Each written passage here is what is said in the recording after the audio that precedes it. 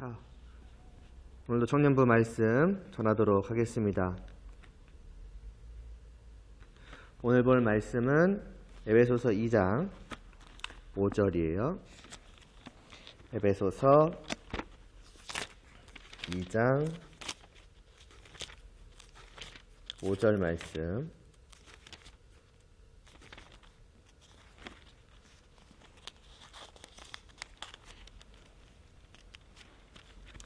봉독하도록 하겠습니다.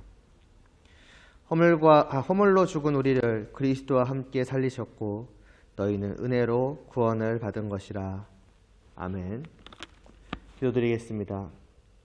하나님 아버지, 저희가 오늘도 하나님의 말씀을 통하여 하나님께서 어떠한 분이신지를 알고자 합니다. 저희 마음 가운데 이 말씀의 빛을 비추어 주시어서 말씀하신 그대로의 하나님을 저희가 깊이 깨달아 알 수 있도록, 진실로 알 수 있도록 하여 주시옵소서. 예수님의 이름으로 기도드리옵나이다. 아멘. 자, 2장 우리가 이제 3절까지에서는 이제 우리가 어떤 상태였는가, 본래 우리가 어떤 상태였는가에 대해서 전한 후에 사도 바울은 이제 4절에서부터는 그런 우리를 향하시는 하나님은 어떤 분이신가에 대해서 이제 말씀을 하고 있지요. 먼저 4절에서는 하나님께서 어떠한 분이시라고 하였습니까? 긍휼이 풍성하시고 사랑이 크신 분이시다. 그러니까 그런 우리, 허물과 죄로 인해서 죽은 우리임에도 불구하고 그런 우리를 사랑하실 만큼 사랑이 크시고, 그래서 그런 우리를 불쌍히 여기실 만큼 긍휼이 크신 바로 그러한 분이 하나님이시다. 하나님 우리를 그와 같이 이제 바라보고 계신다, 대하신다, 이런 말씀인 것이지요.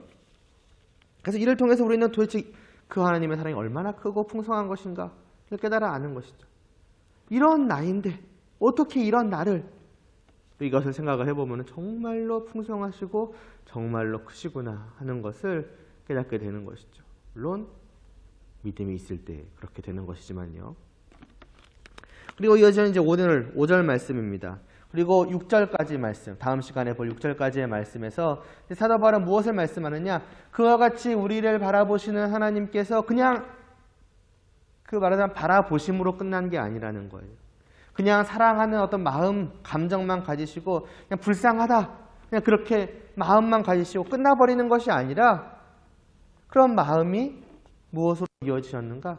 우리를 향한 구체적이고 실제적인 행동으로 이어졌다는 거예요. 그것을 이제 말씀하고 있습니다. 그럼 하나님께서 과연 무엇을 하여 주셨는가? 오늘 먼저 볼 5절에서는 사도 바울이 세 가지를 말씀하고 있습니다. 제일 먼저 사도 바울은 다시 한번 우리의 상태를 언급하는 것으로 시작을 합니다.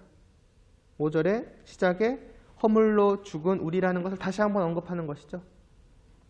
여러분, 이 사실을 기억해 두세요. 우리가 허물과 죄로 인해서 죽어 있었고 그런 우리를 향해서 하나님께서 무엇을 하셨다. 먼저 우리의 상태를 여러분 다시 한번 분명하게 마음속에 새겨두시고 다시 한번 나중에 뒤에서 또 이 부분에 대해서 볼 거예요. 일단 새겨두시고 그런 우리를 향해서 하나님께서 무엇을 하셨는가, 이제 곧 이어 말씀하기를 우리 허물로 죽은 우리를 그리스도와 함께 살리셨다라고 말씀하고 있습니다. 죽은 우리에게 무엇보다 필요한 것이 무엇이겠어요? 이전에도 말씀을 드렸었죠. 다시 살아나는 거예요. 만일 죽은 내가, 사실 죽었기 때문에 불가능하겠지만 죽은 내가 생각할 수 있어서 마음을 먹을 수가 있어가지고 내게 가장 필요한 것이 무엇인가를 구하려고 한다면 뭘 구하겠습니까? 뭘 원하겠어요? 다른 게 아닌 것이죠. 살고 싶다는 거예요. 그래서 나를 다시 살려주시기를 구할 거예요. 그것보다 더 중요한 게 있겠습니까? 금은 보화, 즐거운 놀이거리, 이런 것들? 생각이나 나겠습니까? 그런 것들은 전혀 중요하지 않아요. 필요하지 않아요. 그게 무슨 의미가 있어요? 모든 것들이 가득한들 내가 죽어있으면 무슨 의미가 있겠습니까? 그러니까 아무것도 필요가 없는 거예요. 제일 중요한 건 하나. 살고 싶다 이거예요. 살려주세요 이거예요. 바로 그것을 하나님께서 우리에게 실제로 하여 주셨다는 것입니다. 정말로 우리를 살려주셨다는 거예요. 그냥 우리를 죽은 채로 내버려 두시지 않으신다는 거죠. 그냥 우리가 죽어있는 채로 내버려 두시고 그래 죽은 채로 그냥 그렇게 살다가 너는 영원히 심판을 받아서 지옥불에 들어갈 것이야. 그건 당연한 것이죠. 잔인한 것도 아니에요. 오히려 의로운 것이고 선한 것이에요. 우리에게 마땅한 것이고 하나님이 마땅히 하셔야 될 것이에요. 지난 시간에도 말했던 하나님을 찬양할 이유예요. 조금 우리 인간적으로 말해보자면 하나님한테 손해될 게 하나도 없이 오직 하나님에게 좋은 일밖에 안 되는 거예요. 우리 그냥 내버려 두시는 것이 당연하면서도 좋은 일이기도 하다. 그런데 하나님은 그렇게 하지 않으셨다. 그렇게 그냥 내버려 두지 않으셨다. 그냥 그렇게 두고 보지 않으셨다. 왜? 우리를 사랑하시고 우리를 불쌍히 여기시니까. 그래서 우리에게 가장 필요한 그것을 하여 주신 거예요. 우리를 다시 살리시는 일을 말이죠. 간단하게 말씀드렸습니다만 여러분 우리를 하나님께서 다시 살리셨어요. 뭔가를 느껴야 돼요. 뭘 느껴야 되느냐? 너무 쉽게 말했죠. 다시 살리셨네? 끝! 근데 사실은 이게 쉬운 일입니까? 간단한 일입니까? 그냥 뭐 누워서 떡 먹기 뭐 그런 거예요? 아니면 조금 힘쓰면 할 수 있는 그래도 좀 하나님이 수고하셨네 그 정도의 일입니까? 아니에요. 사실은 이 땅에서 이것은 있을 수가 없는 일입니다. 그 일의 난이도로 지금 말씀을 드리는 거예요. 그 누구도 할 수 없는 일이고 어떻게 보면 온 세상이 다 달려들어도 단 한 명의 사람을 죽었던 사람을 다시 살린다? 가능합니까? 불가능해요. 그만한 난이도의 일이라고요. 그만큼 불가능한 일이라고요. 그런데 하나님은 어떻게 하셨다는 겁니까? 그것을 하셨다는 겁니다. 그것을 이루셨다는 거예요. 그것도 한 명, 두 명이 아니죠. 수많은 죄인들을 하나님께서 다시 살리셨다는 겁니다. 뭘 느껴야 되는 거예요? 하나님의 능력. 이 일을 하신 하나님의 능력이 도대체 얼마나 크고 풍성하신지를 우리는 이 말씀 앞에서 느껴야 하는 거예요. 여러분 오늘 지금 여기까지의 말씀이 어디서부터 시작되어 왔는지 기억하십니까? 1장 19절에서부터 시작을 했어요. 1장 19절 말씀.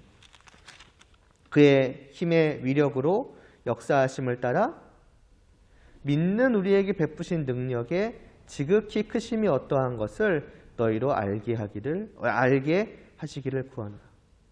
하나님께서 우리에게 베푸신 그 능력이 얼마나 큰지를 알기를 원한다. 그리고 그 능력이 얼마나 큰지, 그래서 어떤 구체적인 역사를 하셨기에 하나님의 능력이 그렇게 크다고 말씀하고 있는지, 우리에게 베푸신 게 도대체 뭐길래 하나님의 능력이 그렇게 대단하다고 말씀하고 있는지를 지금 쭉 설명하고 있는 거고 지금 여기까지 온 거예요.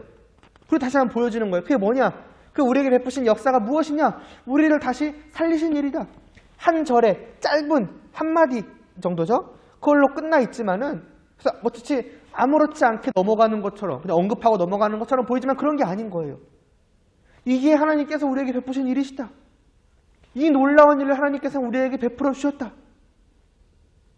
그 전에 하나님의 사랑도 은혜도 말하고 사랑의 크기, 긍휼의 풍성함, 그리고 여기서는 하나님의 능력이 얼마나 지극히 크심을 우리에게 또한 알게 하는 것이죠. 이 말씀을 통해서 전하고 있는 거예요.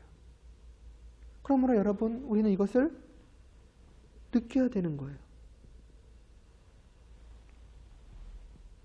그래서 그냥 지나치지 마시기를 바라요.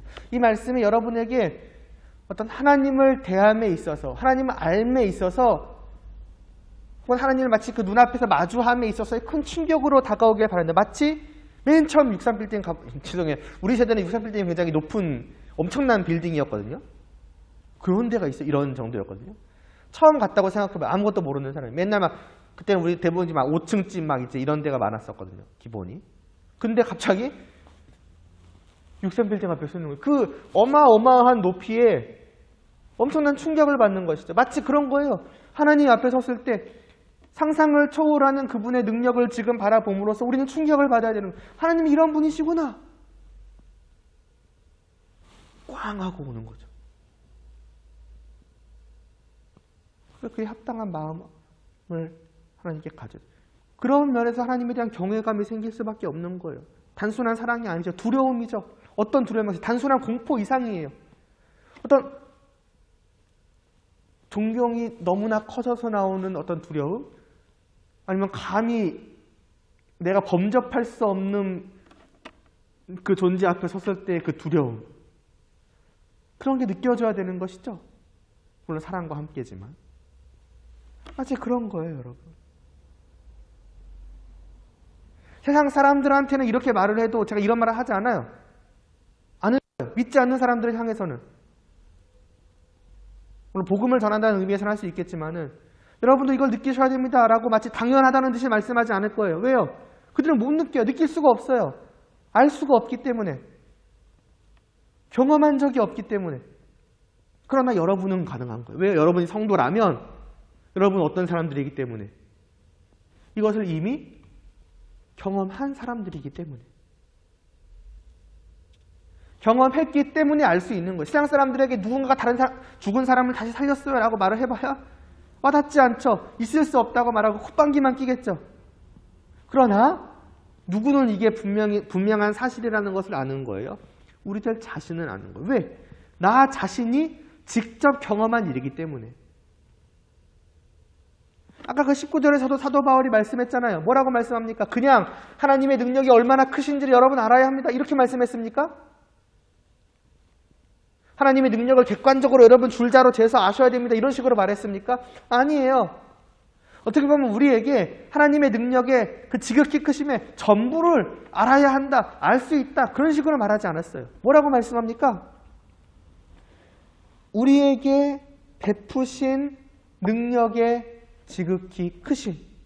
그러니까 어떻게 보면 사도 바울은 한정 짓고 있는 거예요. 이것만을 알기를 원한다. 하나님은 원래 무한하시니까 훨씬 더 크겠죠. 비교할 수 없지. 근데 그 가운데에서 우리가 알 수 있는 부분이 있는데 뭐냐? 우리가 경험한 부분이다. 뭘 경험했습니까?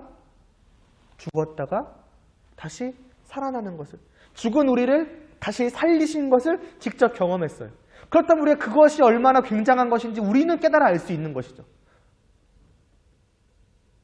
그걸 알기를 원한다고 사도 바울은 말씀하고 있는 거예요. 우리에게 베푸신 능력. 뭐겠어요? 우리를 다시 살리신 그 능력. 이거 어마어마한 거 아니냐? 말도 안 되는 놀라운 역사 아니냐? 하나님의 능력이 바로 이와 같은 것이다. 그것을 여러분이 알기를 원한다라고. 맞아, 단순히 능력이 아니라 그 크기, 그 풍성함, 그 깊이. 여러분의 성도라면 여러분은 알 수 있는 거예요.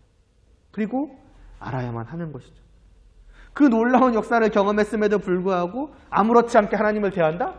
마치 하나님이 별거 아니라는 듯이. 물론 나는 그렇게 생각하지 않겠지만 실제로 대함에 있어서 그만한 감정이 없다면, 그만한 마음으로, 어떤 그만한 경외함으로 마치 그 63빌딩을 마주했을 때 같은 그 충격을 받은, 야 진짜 높구나, 대단하다, 그런 마음으로 하나님을 바라보지 않는다면 똑같은 거예요. 하나님을 알지 않고 있는 거예요. 하나님의 능력을 말하자면 경히 여기는 거죠. 경시하는 거예요. 내 의도와 무관하게 말이죠. 그래서 사도 바울은 여기서 상기시키는 거예요. 여러분에게 일어났던 일이 무엇인지를 돌아보라고. 하나님께서 여러분에게 실제로 구체적으로 행하신 그 일, 그래서 여러분에게 그 구체적으로 일어난, 실제로 일어난 그 변화가 도대체 어떠한 것을 의미하는지를 여러분이 다시 한번 이 말씀을 통해서 상기시켜보려고. 이전에도 말씀드렸었죠. 우리의 허물과 죄에 대해서 말할 때 마치 사도 바울이 거울을 들고 우리를 비춰주는 것과 같다 그랬어요. 여러분이 지금 이런 모습입니다. 여기서도 비슷한 거예요. 거울을 들고 보여주는 거예요. 여러분에게 일어난 일이 바로 이러한 것입니다. 그걸 똑바로 보시기 바랍니다. 이걸 봤다면 여러분 어떻게 되겠습니까? 이렇게 되는 거죠.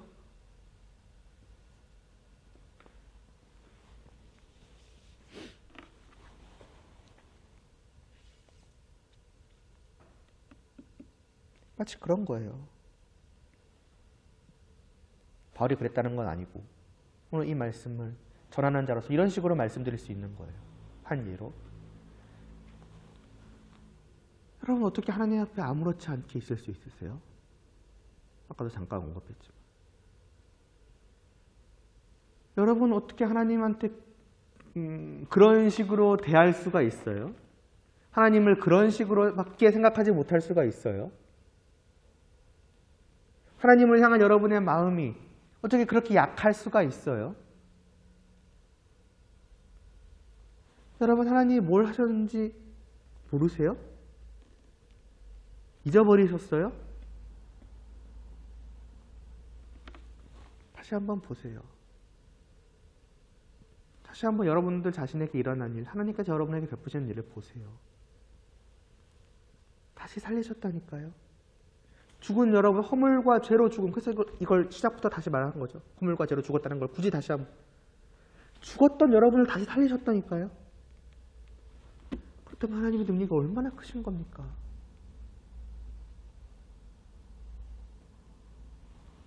여러분 깨달아야 되지 않겠습니까? 마치 이런 식으로 말씀하고 있는 것 같다고도 할 수 있는 거죠.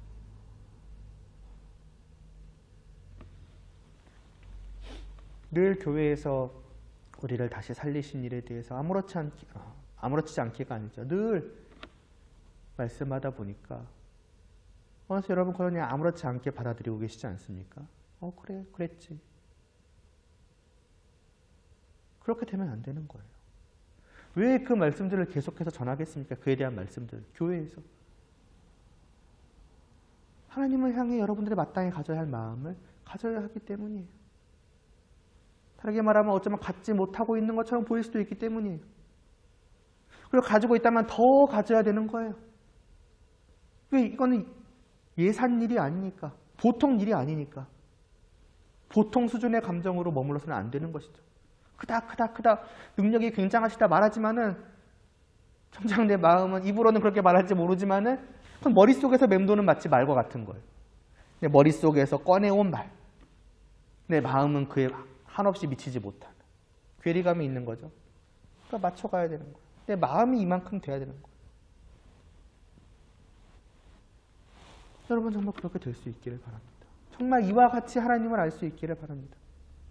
긍휼이 풍성하시고 은혜가 크시고 그 능력이 또한 지극히 크신 하나님. 그게 우리의 하나님이시다. 그러면서 사도 바울은 또한 뭐라고 합니까? 아까 우리가 1장 19절 봤잖아요. 그 1장 19절 그 뒤에 20절 말씀에서 뭐라고 합니까?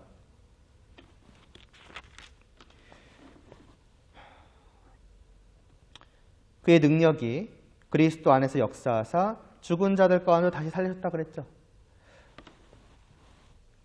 이전에 우리가 봤던 것처럼 사도 바울은 먼저 하나님께서 예수 그리스도에게 베푸신 일을 우리에게 보여줬었습니다. 이러한 하나님이시다. 그리고 이런 일이 주님께 베풀어진 그 일이 우리에게도 일어난 것이다. 이제 여기서 말씀하고 있는 것이죠. 그리고 여기서 이제 그걸 직접 말씀하는 거예요. 여기서 이제 그 앞에 말씀, 예수님에게 일어났던 그 사건에 대한 말씀과 우리에 대한 일이 하나로 지금 연결되고 있는 겁니다. 어떻게 연결되느냐? 뭐라고 말씀합니까? 오늘 2장 5절. 우리를 그냥 살리셨다고 하는 것이 아니라 그리스도와 함께 살리셨다라고 말씀을 하고 있어요.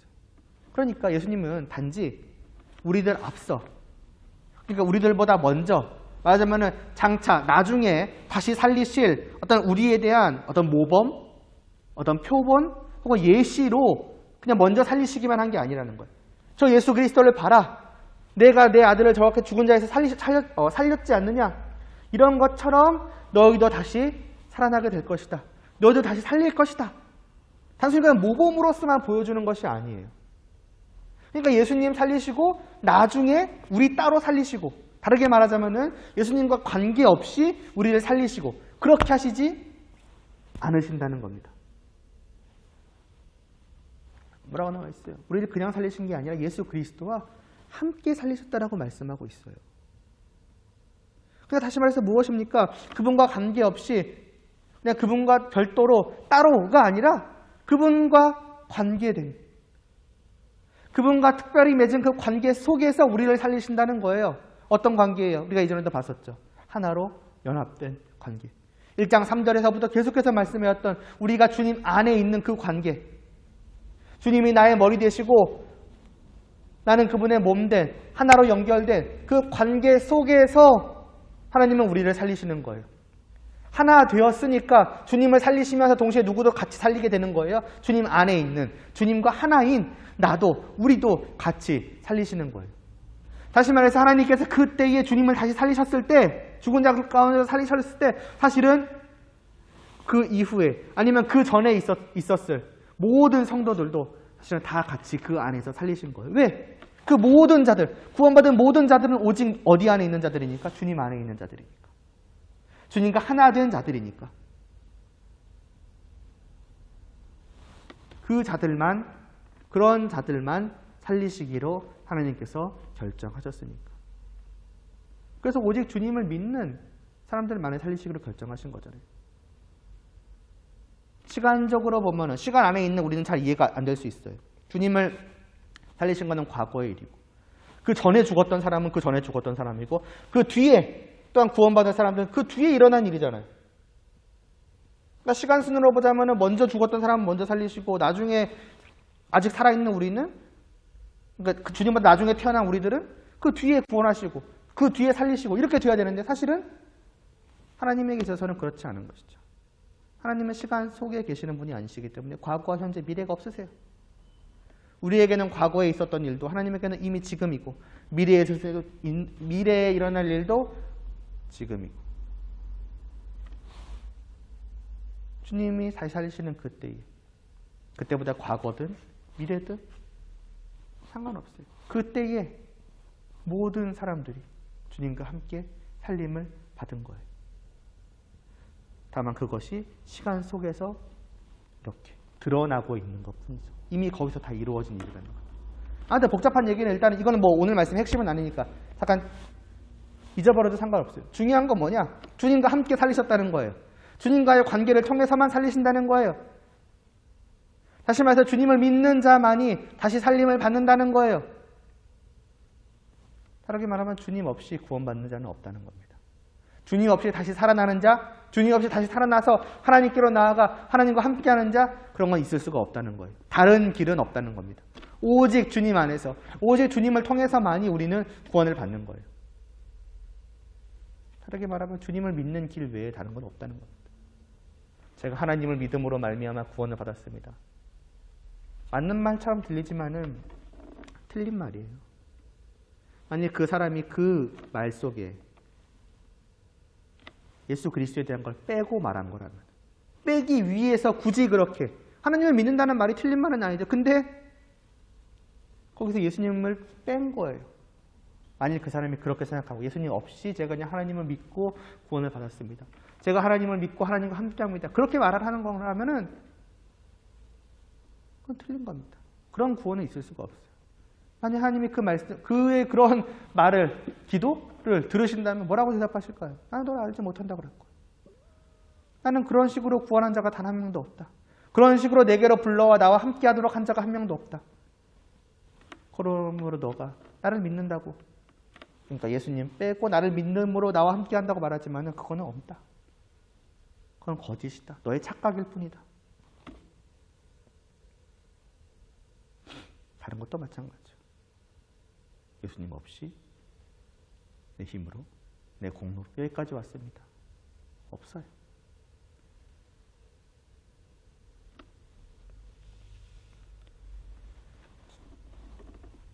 그것이 없을 수밖에 없는 이유가 있죠. 이미 이전까지도 뭐 수없이 말씀드렸지만 오늘 말씀 여러분, 다시 살리신 때가 언제라고 했어요? 계속 제가 처음부터 기억해 두시라는 말씀 있었죠. 죽었을 때예요. 죽었을 때. 죽어 있을 때에 하나님께서 나를 다시 살리셨어요. 죽어 있을 때 뭘 할 수 있습니까? 아무것도 할 수 없어요.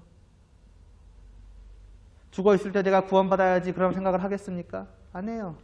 자기가 죽어 있다는 걸 못 깨닫는데요. 뭘 해야지? 생각 못 해요. 하지도 못 해요.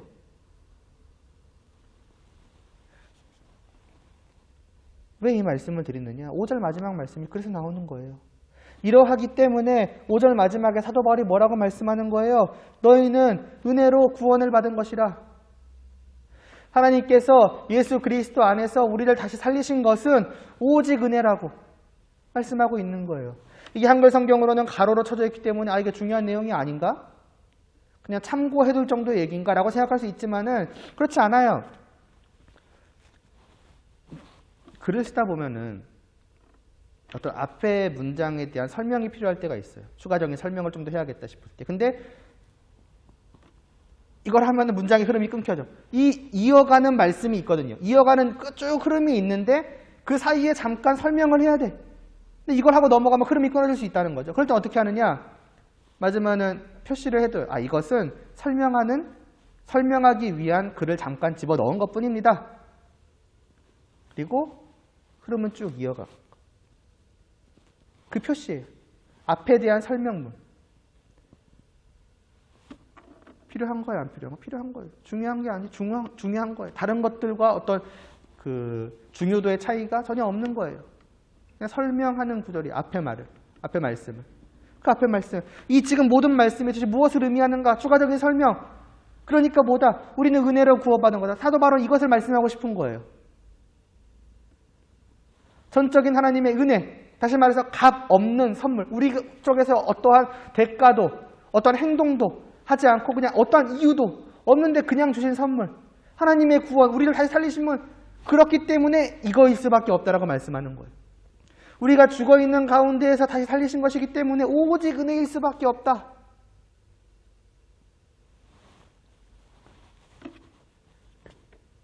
풍성한 은혜이죠. 거기다.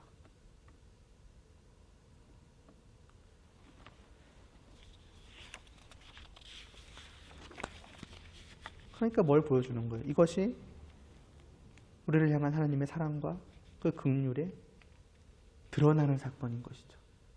우리를 너무나도 사랑하시니까 선물을 주시는 거예요. 감당할 수 없는 놀라운 선물. 엄청난 크기의 선물을 주시는 거죠. 우리를 다시 살리셨다.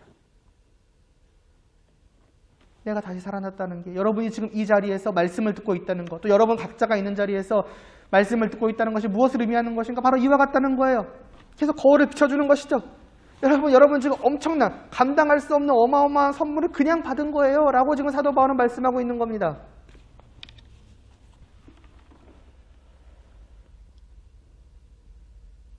아까 말씀드렸죠. 아무것도 할 수 없다. 내가 뭘 했기 때문이 아니라는 거예요. 다른 길은 없는 거예요. 내가 뭘 해서 받는 건 없는 거예요. 그냥 주시는 거예요. 어떤 사람들은 수많은 공로, 자기의 행위, 공로의 탑을 쌓아가지고 하나님 앞에 나아갑니다. 제가 이렇게 했으니까 구원받을 만하지 않습니까? 제가 이런 걸 했기 때문에 하나님께서 구원해 주신 거 아닙니까? 많은 사람들이 있지만 저는 이랬기 때문에 하나님 앞에 나올 만한 자격이 있어서 하나님 나온 거죠. 아니라는 거예요. 그런 건 없다는 거예요. 그래서 이러한 말씀들을 통해서 그러한 공로가 하나하나 무너져 내립니다. 이거 아니다. 나는 자신 있게 갖고 나왔는데 그게 나의 어떻게 보면 특별함이었는데 자신감이었는데 우월함이었는데 다 무너져 내리는 걸 눈앞에서 보는 거예요. 다 무너지는 걸 보다가 어떤 사람은 이제 마지막에 포기하지 못하고 그럼에도 불구하고 한 가지를 붙듭니다. 이렇게 이거는 아니지. 이거는 아닌 거지. 그게 뭐냐? 믿음이에요. 최후의 보루. 제가 그래도 믿기라도 하지 않았습니까? 믿었기 때문에 구원받은 거 아닙니까? 이 믿음은 제가 한 거 아닙니까? 그것조차도 어떻게 보면 공로로 갖고 가려는 거예요. 물론 내가 믿었죠. 내 의지로 믿었죠. 그러나 그게 진짜 과연 내가 믿은 걸까요? 내 힘으로? 내 능력으로? 죽어 있었다니까요. 죽은 자가 의지를 발휘할 수 있겠습니까? 죽은 자가 뭘 알고 믿으려고 하겠습니까? 안 되는 거예요. 내가 믿어야지라는 그 의지를 가지고 믿었다는 것 자체가 뭘 보여주는 거예요? 내가 살아있다는 걸 보여주는 거예요. 하나님을 향하여서. 다시 말해서 내가 믿었다는 것은 뭘 의미하느냐? 그 전에 이미 하나님께 나를 살려놓으셨다는 걸 의미하는 거예요. 그러니까 믿음마저도 결국 뭐인 거예요? 내가 했지만 내가 한 게 아닌 거예요. 내가 했지만 내 공로가 아니라 그마저도 뭐냐? 하나님의 은혜이다. 오늘 말씀을 통해 우리는 그걸 보게 되는 거죠. 모든 것은 그저 은혜일 뿐이다. 그래서 5절 제일 처음을 굳이 다시 한번 말씀하고 시작한 거예요. 너희는 죽어 있었다. 허물로 죽어 있던 그 때에 하나님께서 너희를 살리신 것이다. 그러니까 그것은 은혜이고 100% 은혜이다. 99% 은혜, 1% 내가 무엇 그런 거 아니다. 0.1% 믿기라도, 물론 0.1%로 좀 비율을 정하기는 그렇지만 한 예로 믿음이라도 아니다. 다 은혜다. 그러므로 여러분 뭐예요? 하나님을 향해서 전적인 은혜를 말하고 하나님 향해서 그런 전적인 은혜를 베푸신 그것에 합당한 마음을 갖지 않는 그 모든 것은 결국에는 잘못했다는 거예요. 하나님 99만큼 감사합니다. 그건 감사하는 게 아닌 거예요. 99.999만큼 감사합니다. 그것도 아닌 거예요. 전혀 모자란 거예요. 하나님 앞에 합당치 않은 거예요. 여러분이 하나님 앞에 설 때, 하나님 앞에 나아갈 때, 하나님께 어떤 마음을 가질 때 그러셔야 되는 거예요. 내 무엇을 완전히 다 내려놓고 다 무너뜨리고 아무것도 없는 터에서 오히려 마이너스, 쓰레기만으로 가득한 그 터 위에서 하나님께로 나아가는 거예요. 하나님 감사합니다. 어떤 내가 만든 공로의 탑 위에서, 행동의 탑 위에 서가지고 높이 서가지고 하나님 그래도 감사합니다. 이게 아닌 거라고요.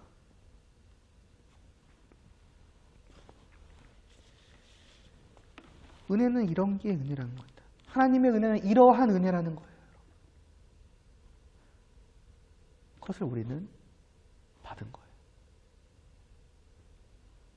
과연 여러분은 하나님의 그 능력을 얼마나 알고 계시며 하나님의 은혜를 얼마나 깊이 생각하고 계십니까? 그에 합당한 마음들이 과연 여러분에게 있습니까? 그러한 마음으로 날마다 하나님 앞에 서서 하나님과 함께하고 있습니까? 부디 그렇게 될 수 있기를 바라요. 그게 3절부터 말해왔던 우리가 누릴 행복이에요. 그래야 누릴 수가 있는 거예요. 그래야 어떻게 보면은 그만큼 누려지는 거예요. 99.999만큼 감사합니다라는 것은 0.0001만큼은 누리지 않겠다는 얘기예요. 그만큼이 더 남아있는데 이게 아무것도 아닌데 과연 그렇게 사고 넘어갈 일일까 여러분 생각해 보세요. 50만큼 감사합니다. 그럼 50은 안 누리겠다는 얘기예요. 그 모든 게 다 하나님이고 하나님으로 말미암아 누릴 수 있는 나의 기쁨이고 행복인데 더 깊이, 더 풍성히, 더 온전히 하나님을 알고 그 하나님과 함께하는 복을 누리실 수 있기를 바랍니다. 아직 이러한 말씀이 전혀 뭔 소리인지 와닿지 않은 사람이 있을 수도 있어요. 아직 믿지 않는 사람이 있을 수도 있습니다. 없기를 바라지만 혹 있을 수 있는 거죠. 말씀을 들음에도 뭔 소리인지는 알겠는데 전혀 와닿지 않은데 라고 생각하는 사람도 있을 수 있어요. 그런 분들은 이런 말씀을 통해서 아시기를 바라요. 하나님은 이런 분입니다, 여러분. 하나님은 이런 분이세요. 이렇게 놀라운 사랑과 은혜와 능력과 긍휼이 가득하신 분이세요. 그 하나님과 함께 하시기를 여러분 바라게 되지 않겠습니까? 바라시기를 바라요. 이를 위해서 여러분이 죽었다는 사실을 깨닫고 주님을 믿기를 바라요. 그러기 위해서 말씀을 전하는 거죠.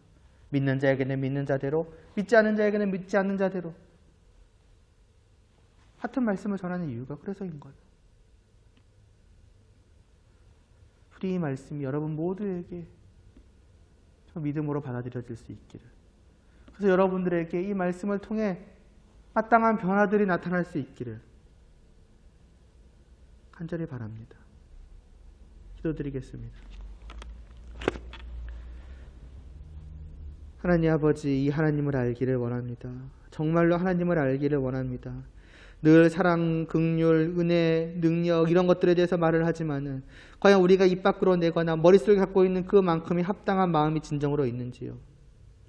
또 그것이 진정 하나님이 말씀하시는 그대로의 하나님 합당한 만큼인지요.